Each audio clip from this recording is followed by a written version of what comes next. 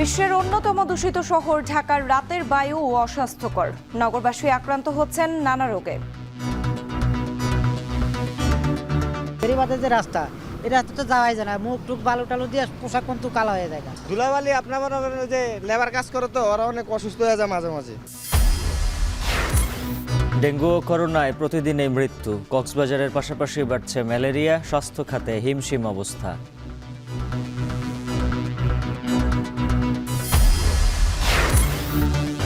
LC জটিলতা, ডলারের মূল্য বৃদ্ধি সহ নানা কারণে নওয়াপাড়া নৌ বন্দর থেকে মুখ ফেরাচ্ছেন ব্যবসায়ীরা। বেকার বহু শ্রমিক। মার্কিন প্রেসিডেন্টের নির্বাহী আদেশের উপর ফেডারেলের আদালতের ক্ষমতা খর্ব। বাধা সরল জন্মসূত্রে নাগরিকত্ব বাতিলে।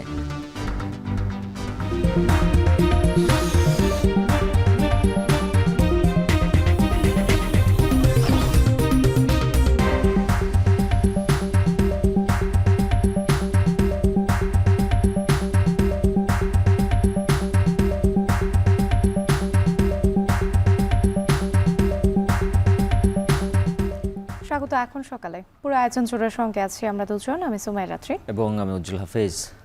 বিশ্বে বায়ু দূষণের ঝুঁকিতে থাকা শহরগুলোর তালিকায় ঢাকার অবস্থান শীর্ষ 15-র মধ্যে প্রায়ই দেখা যায়।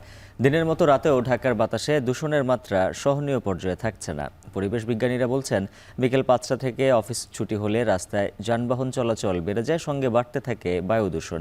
এছাড়া সন্ধ্যা 6টার পর দূষণ বাড়তে থাকে আবহাওয়াগত কারণে। অস্বাস্থ্যকর এই বায়ুতে নানা জটিল রোগে আক্রান্ত হচ্ছেন শ্রমজীবী সহ নগরবাসী। আরও জানাচ্ছেন জাবেদ আবদুল্লাহ। যাওয়াই যায় না। মুখ টুক বালু টালু দিয়ে পোশাক কিন্তু কালো হয়ে যায়। রাত্রে বেলায় বেশি, দিনে একটু কম। দিনের বেলায় যে মাঝে মাঝে একটু পানি টানি দেয় তখন একটু ভালো হয়। রাত্রে বেলায় অন্ধকার হয়ে যায়, ওই রাস্তায় দেখান যায় না, এমন একটা অবস্থা। ভাই এটা তো ঢেকে নেওয়ার কথা ছিল। জি ভাইয়া, এটা ঢেকে নেওয়ার কথা ছিল।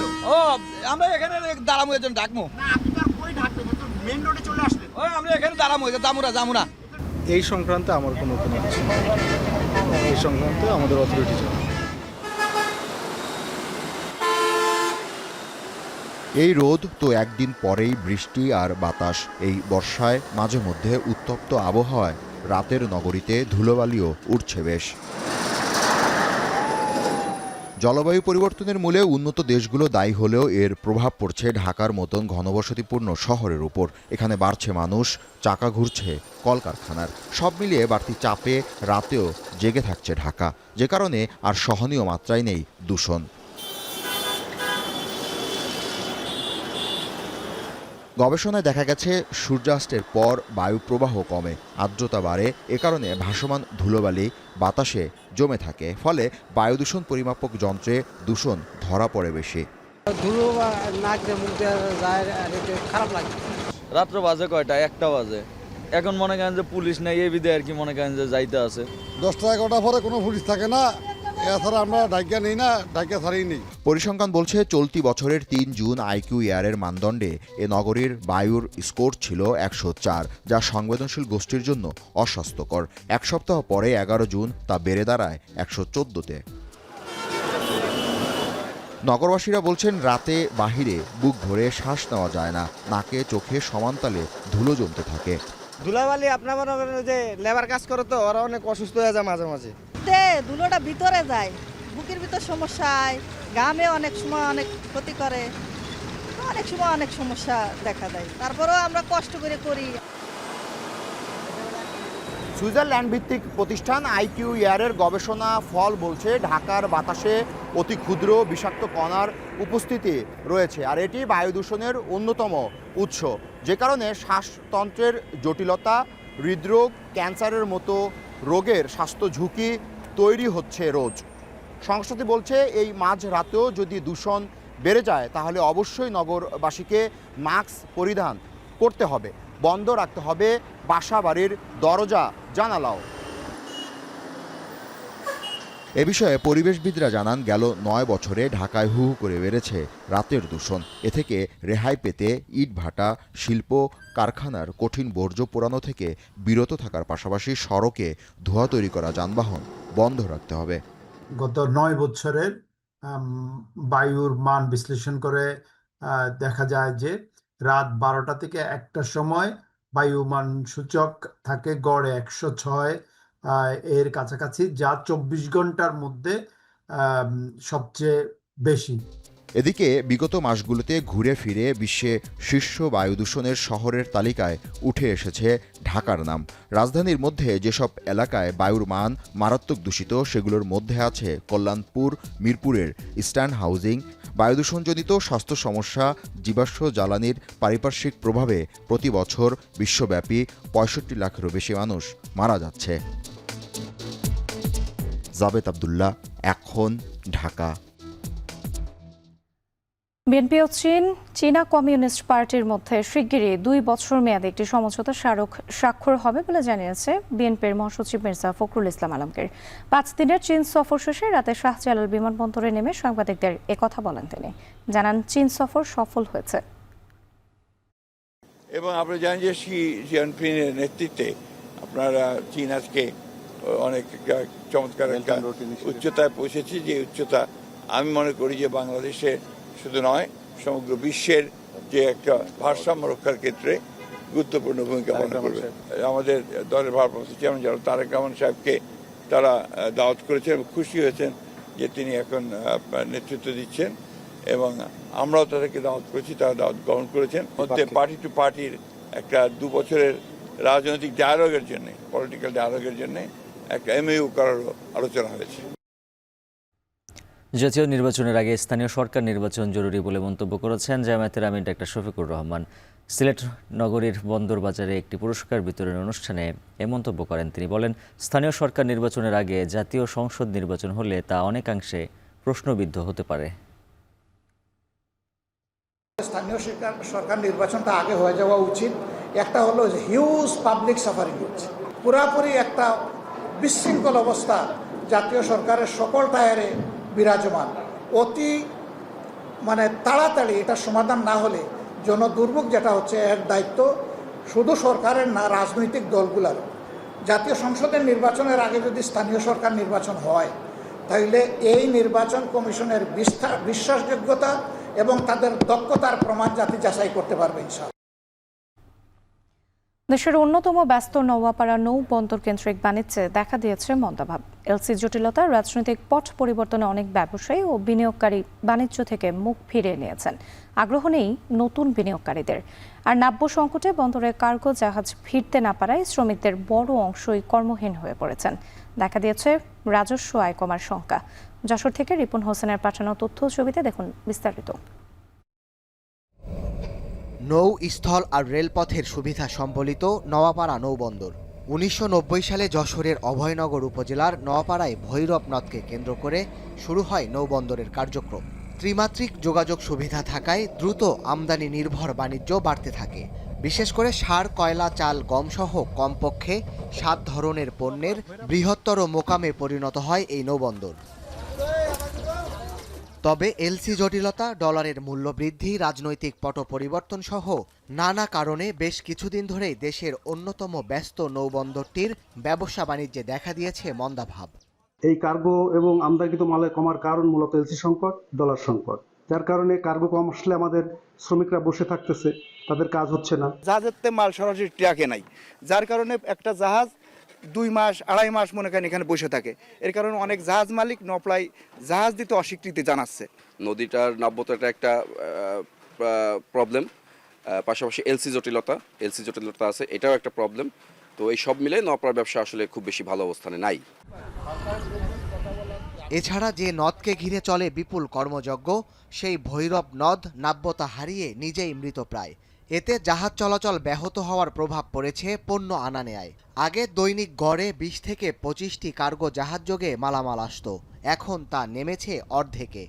বিগত অর্থ বছরে আমরা যেখানে 5 কোটি টাকা আমাদের রাজস্ব আয় হয়েছে, এই বছর সেই রাজস্ব আয় কিছুটা কমবে আমরা সেই আশঙ্কা করছি। যদি ব্যাংকিং অবস্থা এবং অর্থনৈতিক অবস্থা স্বাভাবিক অবস্থায় ফিরে আসে, তাহলে আবার এই বন্দরের কার্যক্রমে গতিশীলতা আসবে বলে আশা করা যায়। এদিকে কার্গো জাহাজের সংখ্যা কমে আসায় বন্দরে কর্মরত 20 থেকে 25 হাজার শ্রমিক চরম বিপাকে পড়েছেন। অনেকেই হয়ে পড়েছেন কর্মহীন। এই লাইটারগুলো আমরা আগে খালি করতাম মনে করেন যে 2 দিন 3 দিন লাগতো, এখন মনে করেন যে 1 সপ্তাহেও আমরা খালি করতে পারছি না, 15 দিন লাগতেছে। আগে যে জাহাজ নদীর কাজ করেছি তার থেকে নদী গেছে বুঝিয়ে, এখন দূরস্থ হয়ে গেছে। 2 দিন পরে মাটি কাটে, আবার ওই মাটি যেখানে কাটে ওখান থেকে আবার ধুয়ে মনে করেন নদীতে নেমে যায়। এই জন্য আমাদের এই চরগুলো এইভাবে, এই জেটিগুলো এইভাবে মার খেয়ে যাচ্ছে। অচিরে আমাদের এই নদীটা খনন করলে আমরা উপকৃত হতাম এবং আশেপাশে যারা শিল্প ব্যবসায়ীরা আছে তারা উপকৃত হতো। বন্দর কর্তৃপক্ষের তথ্য মতে 12 কিলোমিটার দৈর্ঘ্যের এই বন্দরে বছরে 3,500-এর বেশি জাহাজ পণ্য আনা নেয়া করে। এখন যশোর। ডেঙ্গুতে আক্রান্ত হয়ে নতুন করে আরও 2 জনের মৃত্যু হয়েছে। একই সময়ে ডেঙ্গু আক্রান্ত হয়ে হাসপাতালে ভর্তি হয়েছেন 159 জন। শুক্রবার স্বাস্থ্য অধিদপ্তরের সংবাদ বিজ্ঞপ্তিতে এই তথ্য জানানো হয়। বিজ্ঞপ্তিতে আরও বলা হয়, গত 24 ঘন্টায় মারা যাওয়া 2 জনই পুরুষ।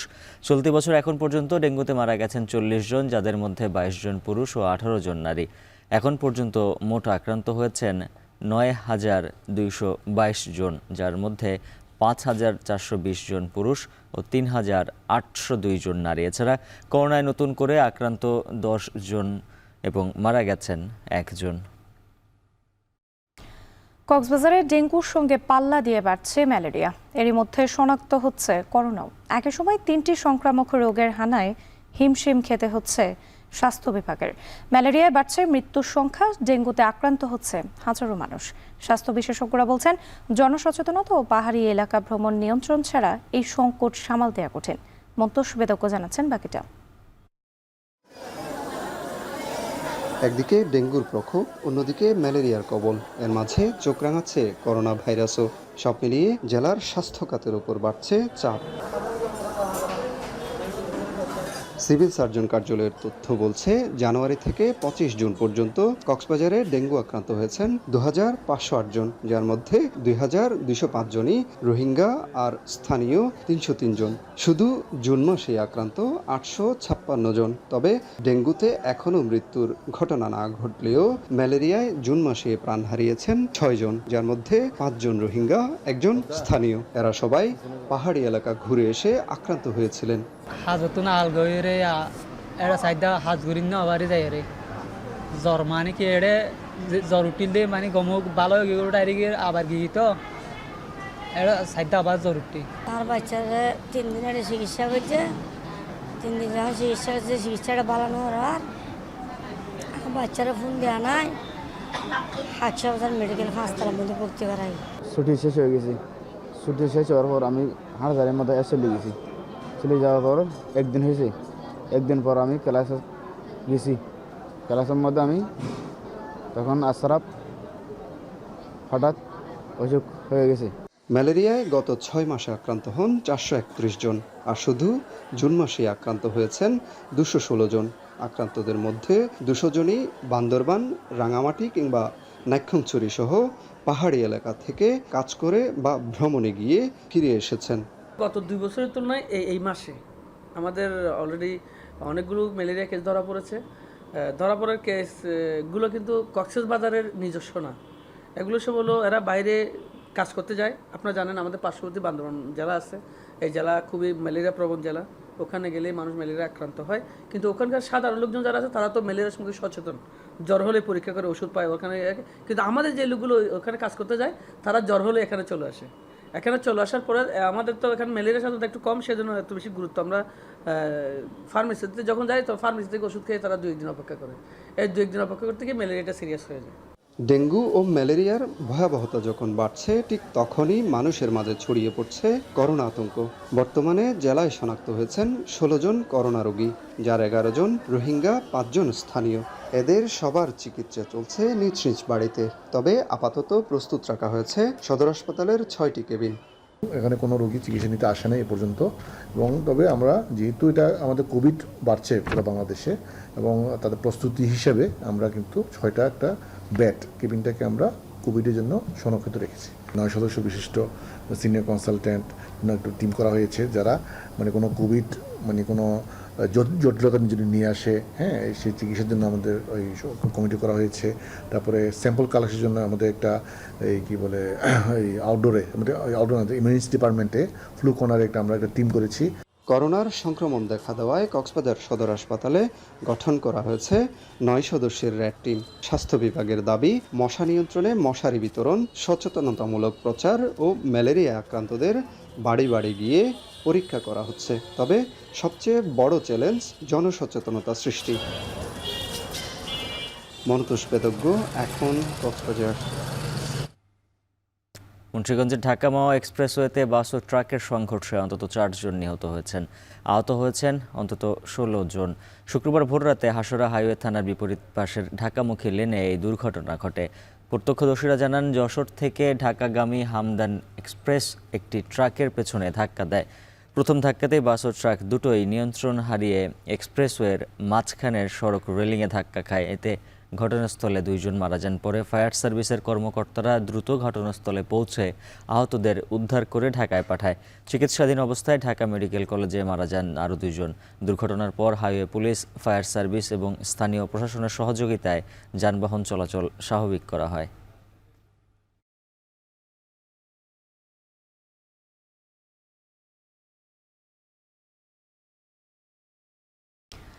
ফলাফলের প্রতিযোগিতায় গত কয়েক বছরে এগিয়ে আছে বগুড়া শহরের শিক্ষার প্রতিষ্ঠান।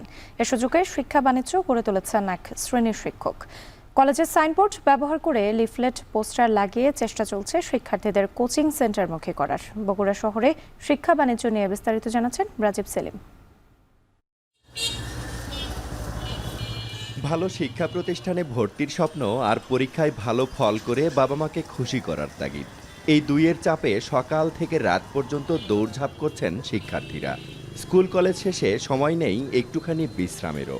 ক্লাস শেষ হতেই ছুটতে হয় প্রাইভেট কিংবা কোচিং সেন্টারে।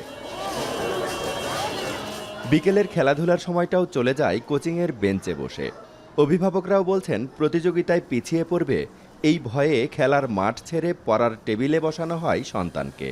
4টা থেকে প্রাইভেট শুরু হয়, আমার 3টা প্রাইভেট থাকে সব মিলে। তো 4টা থেকে শুরু হলে আমার 8টা সাড়ে 8টা বাজে বাসায় যাইতে। কলেজে যদি ভালো করে পড়াশোনা হতো তাহলে হয়তো ওই প্রাইভেটের সমস্যাটা থাকতো না। যে প্রতিযোগিতার মধ্যে তো মানে সামনে যাওয়ার জন্য তো প্রস্তুতির প্রয়োজন। এই জন্য মানে এই বিশেষ করে আমরা যেখানে আসছি প্রতিষ্ঠানটাতে আসার উপর যে খেলার সময়টা আমার সাইডে রেখে আমার আসতে হচ্ছে যে বাচ্চাকে একটু প্রস্তুত করতে।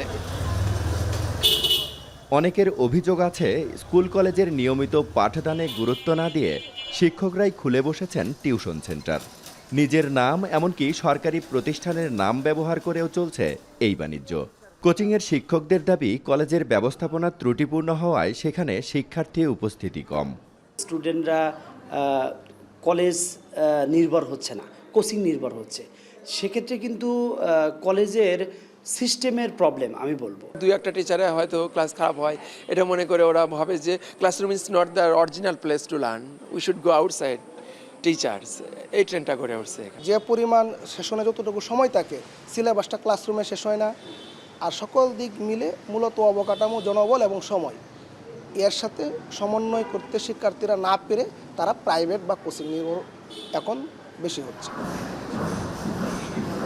এই অতিরিক্ত পড়াশোনার চাপ আর বিশ্রামের ঘাটতিতে মানসিকভাবে বিপর্যস্ত হয়ে পড়ছে অনেক শিক্ষার্থী। এমন প্রতিযোগিতা আর কড়া নিয়মের মধ্যে বেড়ে ওঠা শিক্ষার্থীরা সামাজিকতা ও নৈতিকতার শিক্ষা পাচ্ছে না বলে মনে করছেন শিক্ষাবিদরা। পড়াশোনার পাশাপাশি অবশ্যই তাদেরকে এক্সট্রা কারিকুলাম অ্যাক্টিভিটিস, বিনোদনমূলক কার্যক্রম অর্থাৎ খেলাধুলা ইত্যাদির সাথে জড়িত থাকতে হবে, না হলে তাদের মধ্যে একঘেয়েমি চলে আসবে। পারিপার্শ্বিক কোনো কারিকুলামে যেমন অভ্যস্ত হচ্ছে না, তারা আত্মীয় স্বজনের সাথেও সম্পর্ক গড়ে উঠতে পারছে না, তারা নৈতিক শিক্ষা থেকেও বঞ্চিত হচ্ছে। তারা শুধু প্রতিযোগিতা শিখছে, যে প্রতিযোগিতার মাধ্যমে সে তার কাঙ্ক্ষিত লক্ষ্য অর্জিত হবে বলে মনে করছেন। জেলা শিক্ষা অফিস বলছে, স্কুল কলেজের শিক্ষকরা শ্রেণীকক্ষের চেয়ে প্রাইভেট বা কোচিং সেন্টারে বেশি মনোযোগী। তাদের বিরুদ্ধে দ্রুত ব্যবস্থা নেওয়ার আশ্বাস শিক্ষা অফিসারের। শিক্ষকের দায়িত্ব, তিনি প্রস্তুতি সহকারে ক্লাসে পড়াবেন, সময় মতো ক্লাসে যাবেন, তারা সন্তানকে সুশিক্ষা দান করবে। আমার অনুরোধ থাকবে যে যারা এরকম আছেন সরকারি স্কুলের বা সরকারি কলেজের কোনো শিক্ষক কোনো কোচিং বাঞ্চের সাথে যুক্ত আছেন, তারা দ্রুত এটা থেকে সরে যেতে হবে, না হলে এদের বিরুদ্ধে বিধিবদ্ধ ব্যবস্থা গ্রহণের জন্য কর্তৃপক্ষকে আমরা জানাবো। বগুড়া শহরের জলেশ্বরীতলা, কালীতলা, জহুরুলনগর সহ বিভিন্ন এলাকায় গড়ে উঠেছে অসংখ্য কোচিং সেন্টার। শুধুমাত্র জলেশ্বরীতলাতেই প্রাইভেট প্রোগ্রাম ও কোচিং সেন্টারের সাথে যুক্ত রয়েছেন শতাধিক শিক্ষক। রাজীব সেলিম, এখন বগুড়া। এখন সকালে নিচ্ছে একটা বিরতি, ফিরছি একটু পর।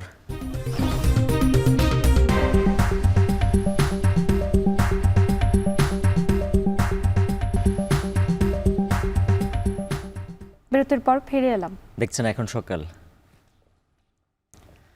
কম খরচে বেশি লাভে শেরপুরে জনপ্রিয় হচ্ছে কলা চাষ। এখানকার মাটি ও আবহাওয়া কলা চাষে উপযোগী, তাই যুক্ত হচ্ছেন নতুন চাষিরাও। চলতি বছর জেলায় কলা আবাদের লক্ষ্য ছাড়িয়েছে। স্থানীয় চাহিদা মিটিয়ে অন্তত 20টি জেলায় যাচ্ছে এই জেলার কলা। শেরপুর থেকে আরও জানাচ্ছেন জাহিদুল খান সৌরভ। সদরের চরশেরপুর ইউনিয়নের যোগিমা গ্রাম। চলতি বছর এই গ্রামের প্রায় 500 কৃষক বিভিন্ন জাতের কলা চাষ করেছেন। বিঘা প্রতি খরচ হচ্ছে 20 থেকে 30 হাজার টাকা, যেখান থেকে 80,000 থেকে 1 লাখ টাকা কলা বিক্রি করছেন কৃষক। সব খরচ বাদে বিঘায় লাভ হচ্ছে 60 থেকে 70 হাজার টাকা। শ্রীবর্দীর পাশাপাশি সীমান্তবর্তী ঝিনাইগাতি ও নালিতাবাড়ী উপজেলা সহ বিভিন্ন এলাকায় চাষ হচ্ছে কলা। একবার কলা চারা রোপণে 24 মাসে 3 বার ফলন পাওয়া যায়। অল্প শ্রম ও পুঁজিতে ভালো লাভ হওয়ায় অন্য ফসলের তুলনায় দিন দিন বাড়ছে কলা চাষের পরিধি। প্রতি জমিনে ধান কম হয়, এর জন্য মনে করেন যে আমি এই কলার চাষ করছি। প্রতি ছড়িতে 200 থেকে 150 টাকা নাবইত আছে। শেরপুরের কলার স্বাদ ও গুণগত মান ভালো হওয়ায় চাহিদা বেশি। জেলার হাটগুলো থেকে প্রতিদিন বিপুল পরিমাণ কলা অন্তত 20টি জেলায় সরবরাহ হয়, যা এই অঞ্চলের কৃষকদের জন্য নতুন সম্ভাবনার দ্বার খুলে দিয়েছে। আমার পাশের জমিতে অন্যরা কলা চাষ করতেছে, ওদের দেখা দেখিতে আমিও কলা চাষ করছি। 1200 গাছ লাগাইছি, আমাদের 6 লাখ টাকার মতো বেতন যাইব। বর্তমানে অল্প পুঁজি ও কম পরিশ্রমে অধিক লাভবান হওয়ায় কলা হয়ে উঠেছে এক সম্ভাবনাময় অর্থকরী ফসল। অন্যান্য ফসলের চেয়ে এই ফসলটাতে লাভবান বেশি হচ্ছে, এর জন্য কৃষক কলার প্রতি আগ্রহ বাড়াচ্ছে। কৃষি বিভাগ থেকেও উচ্চ ফলনশীল জাত এবং আধুনিক কলা চাষে দেয়া হচ্ছে সব ধরনের সহায়তা। ভবিষ্যতে এই চাষ আরও বিস্তৃত হবে বলে আশা কৃষি বিভাগের এই কর্মকর্তার। 1 বিঘা জমিতে আমাদের খরচ বাদে প্রায় 1 লাখ টাকার মতো গড়ে প্রায় লাভ হয়। এই জন্য দিন দিন কলা চাষের প্রতি কৃষকরা আগ্রহ বৃদ্ধি পাচ্ছে। আমরা কৃষি বিভাগ কলা চাষে তাদেরকে প্রয়োজনীয় পরামর্শ দিয়ে থাকি। চলতি বছর শেরপুরে 660 হেক্টর জমিতে কলা চাষের লক্ষ্য নির্ধারণ করেছে জেলা কৃষি বিভাগ, তবে ইতিমধ্যেই তা ছাড়িয়ে 943 হেক্টরে দাঁড়িয়েছে। জাহিদুল খান সৌরভ, এখন শেরপুর। ঝালকাঠিতে বেড়েছে সবজির দাম। সপ্তাহের ব্যবধানে প্রকারভেদে কেজি প্রতি সবজির দাম বেড়েছে 10 থেকে 15 টাকা পর্যন্ত। এ নিয়ে আরও জানাতে বড়বাজার থেকে যুক্ত হয়েছেন আলামিন তালুকদার। আলামিন, সবজির দাম বাড়ার কারণ হিসেবে ব্যবসায়ীরা কি বলছেন?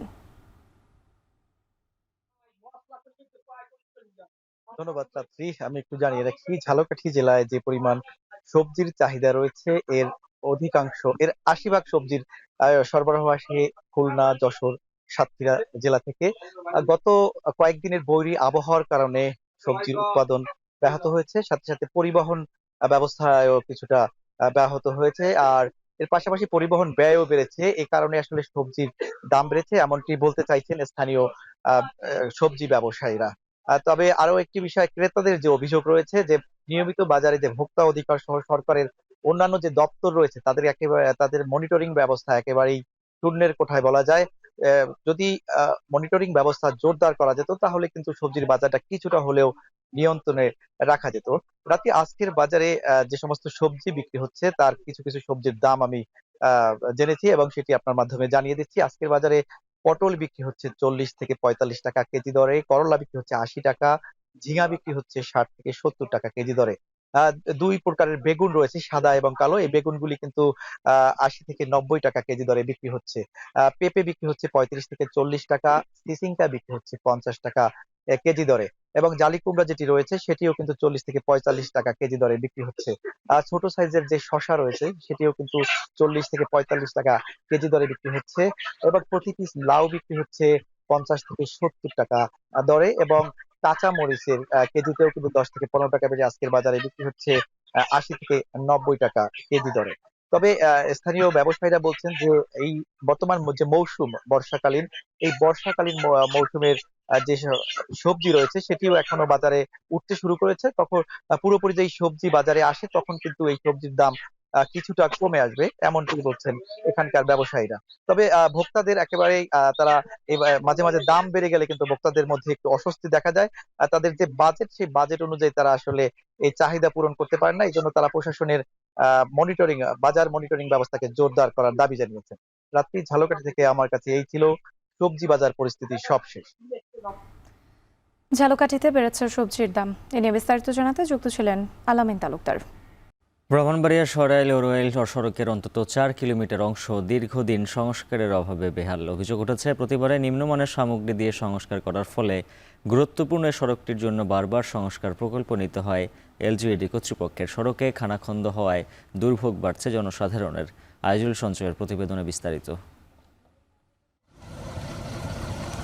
প্রায় 14 কিলোমিটার সরাইল ওরোয়াইল সড়ক, যার কয়েক কিলোমিটার অংশ জুড়ে এমন পরিস্থিতি। দীর্ঘদিন সংস্কারের অভাবে পিচ উঠে সৃষ্টি হয়েছে খানাখন্দ, প্রায় ঘটছে ছোট বড় দুর্ঘটনা।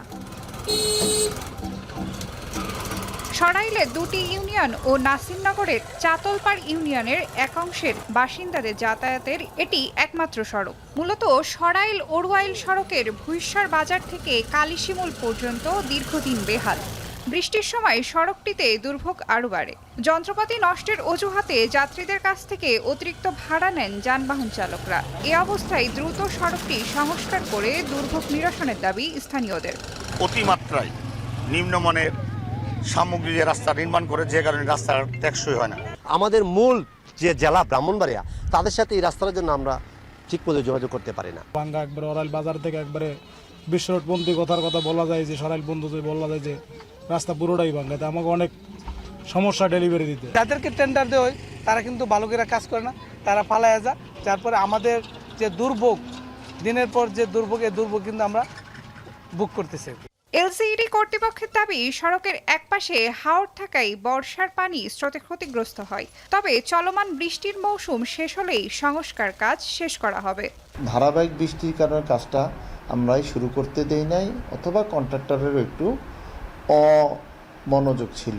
তাই ইনশাল্লাহ বৃষ্টি শুরু হওয়ার 1 মাসের ভিতর কাজটা সম্পন্ন করতে পারবো।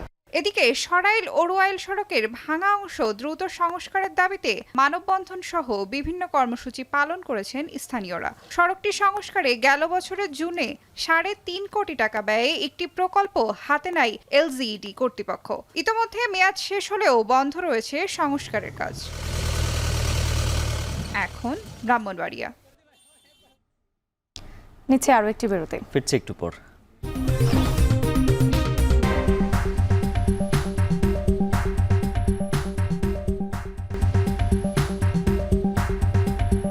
ফিরে এলাম বিরতির পর। দেখছেন এখন সকাল। সংযুক্ত আরব আমিরাতের আজমান প্রবাসীদের জন্য স্থানীয়ভাবে চালু করা হচ্ছে কনসুলার সেবা। শুক্রবার বাংলাদেশ সমিতির কার্যালয়ে এই সেবার আনুষ্ঠানিক উদ্বোধন করা হয়। এই অঞ্চলের প্রবাসীরা এবার পাসপোর্ট, জন্ম সনদ ও সংশ্লিষ্ট সেবাগুলো হাতের কাছেই পাবেন। বিস্তারিত জানাচ্ছেন কামরুল হাসান জনি। প্রায় 2 লাখ প্রবাসী বাংলাদেশি বসবাস করেন সংযুক্ত আরব আমিরাতের আজমান প্রদেশে। তবে কনসুলার সেবা গ্রহণের জন্য তাদের যেতে হতো দুবাই বাংলাদেশ কনসুলেটে। এজন্য কর্মস্থল থেকে ছুটি নেওয়া, বাড়তি ভাড়া ও দূরত্বের কারণে অতিরিক্ত সময় ব্যয় করতে হতো প্রবাসীদের। প্রবাসীদের এই ভোগান্তি কমাতে এবার আজমান প্রদেশেই বাংলাদেশ কনসুলেটের তত্ত্বাবধানে কনসুলার সেবা চালু করেছে বাংলাদেশ সমিতি আজমান। উদ্যোক্তারা বলছেন, এতে করে প্রবাসীদের সময় ও খরচ দুটোই বাঁচবে। ধীরে ধীরে সেবার পরিধিও বাড়বে। কনসুলার সেবার মধ্যে যে সমস্ত বিষয়গুলো আছে প্রায় সবগুলো সেবা আমরা এখানে দিব। এবং আপনারা দেখছেন আমাদের বিশাল অফিস, এখানে আমরা মাসে অ্যাটলিস্ট 1 থেকে 1,500 ব্যক্তিকে আমরা এই ক্যাপাসিটিতে আমরা সার্ভিস দিতে পারবো। অনেক সময় এই কনসুলার সেবা নেওয়ার জন্য তাদেরকে হয়তো বেশি সময় অপেক্ষা করতে হয়, একবার যেতে হয়, একবার আসতে হয়, বিভিন্ন ধরনের। এই কারণে এদেরকে আমরা সবগুলো বিবেচনা করে তাদের যেহেতু সহজে এবং অত্যন্ত স্বল্প সময়ে এই সেবাটা পেতে পারে, এটার লক্ষ্যে মূলত আমরা আমাদের কর্মসূচি শুরু করেছি। আজকে যে শুরু হলো যে বাংলাদেশ সার্ভিস, আশা করি আমরা কন্টিনিউ করব এবং আরো সুন্দরভাবে তাদের জন্য আরো ফ্যাসিলিটি সুন্দরভাবে তৈরি করব। শুক্রবার বিকেলে সমিতির কার্যালয়ে কনসুলার সেবা কার্যক্রমের আনুষ্ঠানিক উদ্বোধন করা হয়। নতুন ই পাসপোর্টের আবেদন ও নবায়ন, জন্ম নিবন্ধন, প্রবাসী কল্যাণ কার্ড, সনদ সত্যায়নের মতো সেবা চালু করা হয়েছে এখানে। প্রতি মাসে গড়ে 1000 প্রবাসী এই সেবা নিতে পারবেন। ছুটির দিনেও এই সেবা চালু রাখা হবে। রাষ্ট্রদূত এবং কনসাল জেনারেল সাহেবকে অনুরোধ করেছি যে এই সেবাটা যাতে মানুষের প্রত্যন্ত অঞ্চলে চলে যায়, তার ধারাবাহিকতায় আজমানে আজকে যে পাসপোর্ট সেবা একটা সমিতির মাধ্যমে শুরু হলো। যে প্রবাসীরা বাংলাদেশের অর্থনীতির চাকাকে ঘোরায়, সে তাদের যেই সেবা, তাদের সেবাটা যেন দোরগোড়ায় পৌঁছতে পারে এবং অত্যন্ত স্বল্প খরচের মধ্য দিয়ে। আজমান প্রবাসীরা বলছেন, স্থানীয়ভাবে এই সেবা চালু করায় নানান ভোগান্তি থেকে রক্ষা পাবেন তারা। কামরুল হাসান জনি, এখন সংযুক্ত আরব আমিরাত। মার্কিন প্রেসিডেন্ট ডোনাল্ড ট্রাম্পের নির্বাহী আদেশ বাস্তবায়নে ফেডারেল আদালতের বাধা দেওয়ার ক্ষমতা খর্ব করেছেন যুক্তরাষ্ট্রের সুপ্রিম কোর্ট। রায়ে যুক্তরাষ্ট্রে বসবাসরত নথিপত্রবিহীন অভিবাসীর সন্তানদের জন্মসূত্রে নাগরিকত্ব পাওয়ার অধিকার বাতিলে আর কোনো বাধা থাকল না ট্রাম্প প্রশাসনের। আরও জানাচ্ছেন জাহানারা ভুইয়া। দ্বিতীয় মেয়াদে যুক্তরাষ্ট্রের প্রেসিডেন্ট নির্বাচিত হওয়ার পর বেশ কিছু নির্বাহী আদেশে সই করেন মার্কিন প্রেসিডেন্ট ডোনাল্ড ট্রাম্প, যার মধ্যে বেশ কয়েকটি আদেশ বাস্তবায়নে দেশটির অঙ্গরাজ্যগুলোর নিম্ন আদালতের বাধার মুখে পড়তে হয় ট্রাম্প প্রশাসনকে। তবে শুক্রবার দেশটির সুপ্রিম কোর্ট এ বিষয়ে নতুন রায় দিয়েছেন, যেখানে ট্রাম্প প্রশাসনের নির্বাহী আদেশ বাস্তবায়নে ফেডারেল কোর্টের বাধা দেওয়ার ক্ষমতা বাতিল করা হয়েছে। সুপ্রিম কোর্টের 6 বিচারকের মধ্যে 3 জনই এ রায়ে সম্মত হন। সুপ্রিম কোর্টের এই রায়কে ট্রাম্পের বড় জয় বলে উল্লেখ করেছেন রিপাবলিকানরা, কারণ এতে করে ট্রাম্পের সিদ্ধান্ত বাস্তবায়নে তেমন কোনো প্রতিবন্ধকতার সম্মুখীন হতে হবে না। তাই রায়ের পর তাৎক্ষণিক প্রতিক্রিয়ায় বাধার মুখে পড়া নির্বাহী আদেশগুলো দ্রুত বাস্তবায়নের কথা জানান Donald Trump. This morning, the Supreme Court has delivered a monumental victory for the Constitution, the separation of powers, and the rule of law. In striking down the excessive use of nationwide injunctions to interfere with the normal functioning of the executive branch, the Supreme Court has stopped the presidency itself. That's what they've done.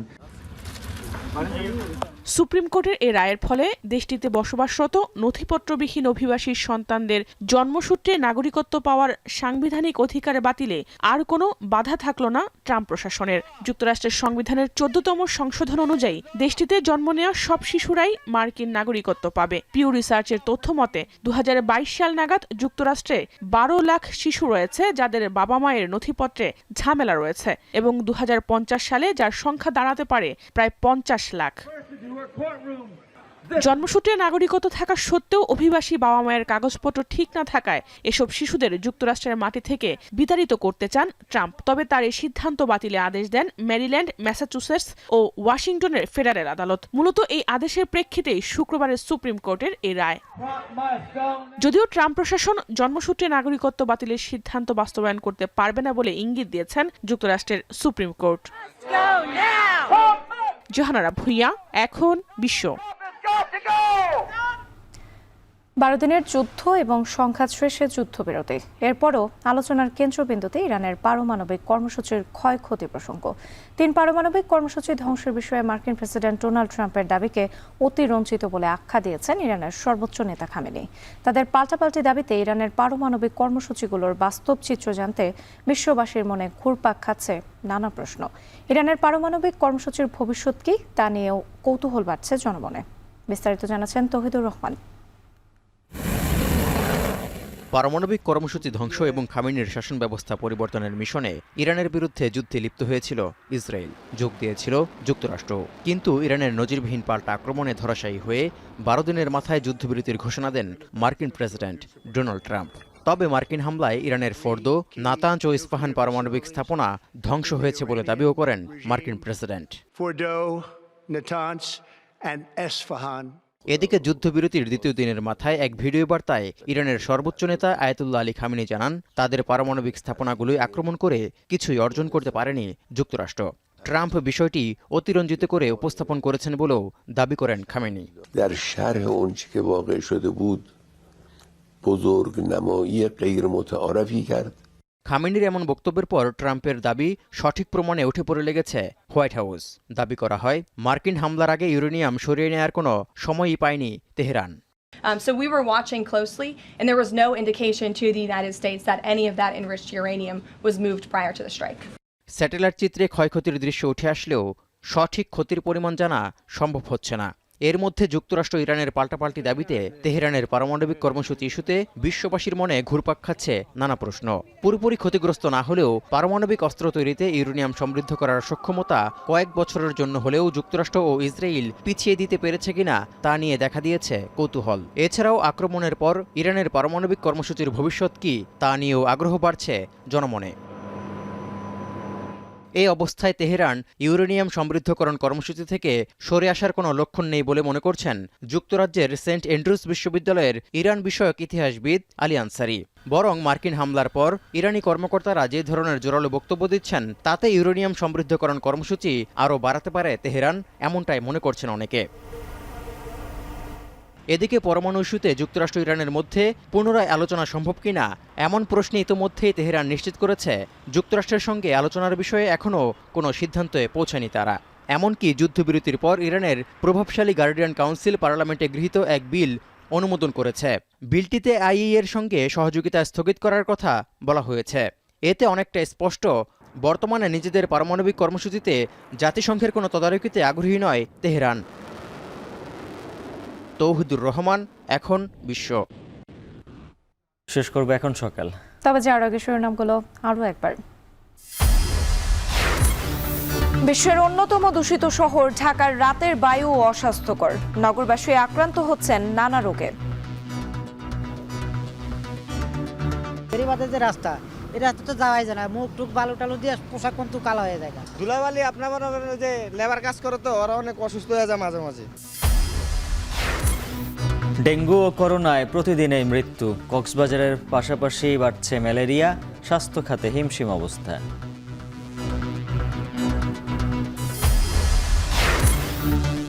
LC জটিলতা, ডলারের মূল্য বৃদ্ধি সহ নানা কারণে নওয়াপাড়া নৌবন্দর থেকে মুখ ফেরাচ্ছেন ব্যবসায়ীরা, বেকার বহু শ্রমিক। মার্কিন প্রেসিডেন্টের নির্বাহী আদেশের উপর ফেডারেল আদালতের ক্ষমতা খর্ব, বাধা সরল জন্মসূত্রে নাগরিকত্ব বাতিলে।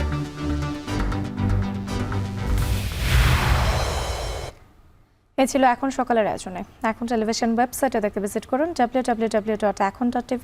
ফেসবুকে দেখুন facebook.com/tv.ekhon, আর সরাসরি ইউটিউবে দেখতে ভিজিট করুন youtube.com/c/ekhon tv।